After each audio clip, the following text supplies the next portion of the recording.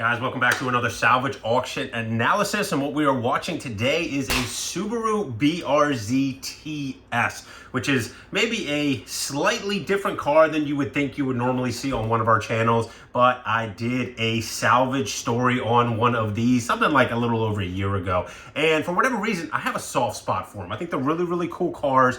This one looks like it would be a great candidate for a rebuild. I definitely don't need another project, but for whatever reason, I want to watch this thing. Maybe if it goes for a good deal, maybe we'll pick it up for something a little bit later in the year, but we have to do our diligence first and check this thing out, make sure that it does look like it will be a good buy from salvage auction. This one is on IAA, and that gives us kind of two assurances. Number one, we get a run video so we can make sure that this thing sounds pretty good. And number two, it's gonna tell us who is selling it. And if it's an insurance company, then that gives us a little bit of assurance that this isn't like a rerun through auction.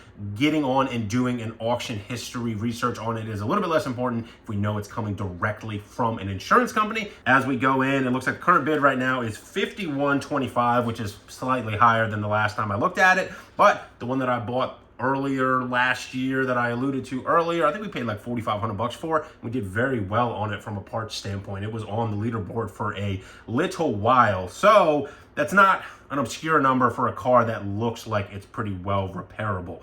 This one is a rebuildable Florida title, which is another thing that's very important because they have a lot of certificate of destructions that come out of Florida, like the last video with the GTR.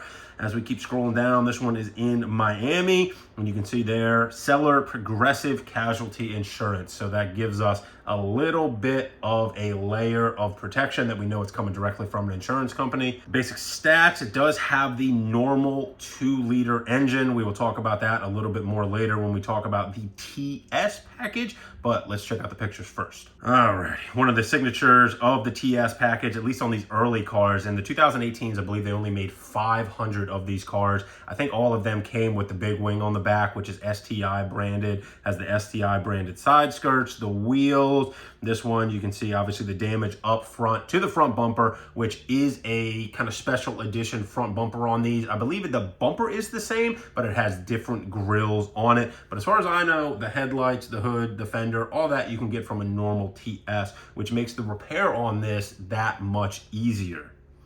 It looks like the passenger fender is fine, maybe even the passenger headlight, maybe some broken tabs on it. Suspension corner, all that looks pretty good to me. When you come around to the driver's side here, you can see where that damage is, but it's still relatively minor. Looks like you'd be looking at definitely, obviously, the front impact bar. You have the aesthetics between the headlight, the bumper, as we already discussed. Definitely that fender, and I have to imagine why this totaled, is that upper frame section right there, the headlight bucket more or less. That definitely has to be replaced, but on these cars, it's pretty simple at the front end of them. They have the headlight buckets that come around, and then they have a nice little bolt-in T-bar attachment. So nothing that I'm seeing right here scares me from a rebuild standpoint. Again, the suspension looks to be fine. It even has windshield washer fluid, apparently. To the back end of the car, I don't see anything significant. There is a little bit of damage there on the bumper. Must have had something either rub down it, rub into it, or who knows, that could have even been pre-accident damage on it. Around to the other side of the car, again, you can see that STI branding on the wing. This does have the LED taillights because it is a newer car, and really nothing too scary there. When you get inside, this is one of the best parts about this car is that it has absolutely no airbags blown. So you got no seat bags, no dash bag. You don't really have to do anything on the inside of the car. Another shot there at the damage up front. And to me, that lower frame rail, which is obviously the main area of concern there, looks like it would be fine. Maybe the front like kind of horn on it is bent over a little bit, but I think that's probably repairable. When you get inside, you can see on the gauge cluster, you see an ABS light and a traction control light. And that's gonna be because of where this impacted in the engine bay. The ABS unit is right there. I'm gonna guess that there's a little bit of damage to that. So that is something that will need to be taken care of. And it also does have an airbag light, which if I'm gonna guess is probably the driver's seatbelt.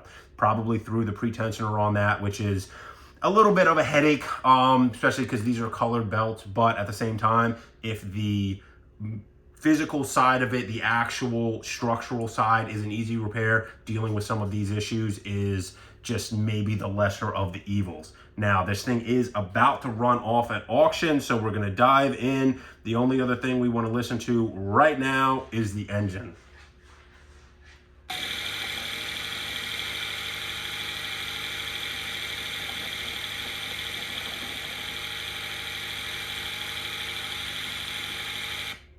Sounds totally fine to me. Let's see what this thing sells for.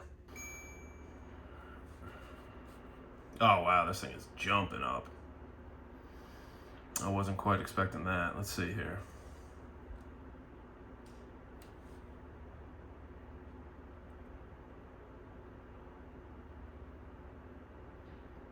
Reserve is off though, it's selling.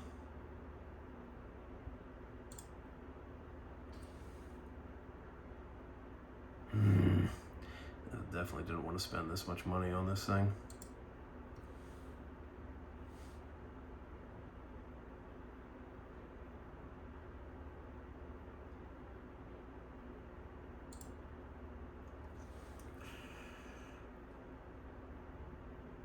Oh, come on. Oh man, there's a couple people too.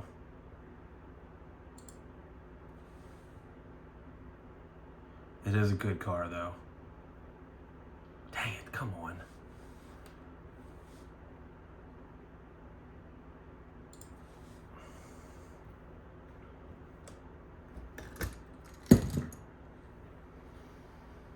Come on, baby.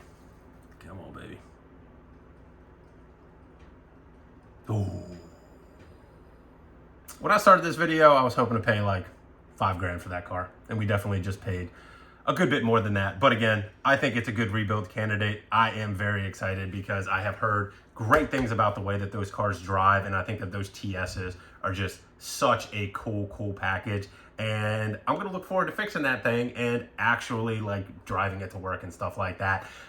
Similar to the Cayman GT4 that Lee rebuilt last year, that car was one of those that like driving it to work and stuff like that, it wasn't the area that it really shined. But when you got it into its element, we took it on the tail of the dragon. It was just, it changed my perception on that car completely. 98.6% of all the bad stuff I've ever said about Porsche, I take it back. Normally I'm one of those guys that just likes a lot of power, and you know, an NA car just doesn't really do it for me. But that car I think is very similar, where even though it doesn't make a ton of power, I think that when you get it in its element on a road course or on a good twisty road, I think it's really gonna wake it up. So I am very excited to rebuild that. I think it's going to be a pretty easy rebuild, and you can look forward to checking out the rebuild series on one of the channels, either the main Scrap Life Garage channel or here on the Scrap Life Dot channel. Should be a quick, easy one, and then we're going to get to enjoy that thing. So thank you for tuning in. We're going to have plenty more content with the salvage auction analysis and plenty of other stuff we got going on. Spring is heating up. It's going to be a very busy late spring into early summer. We got lots of racing planned. So I look forward to seeing you guys in the next video.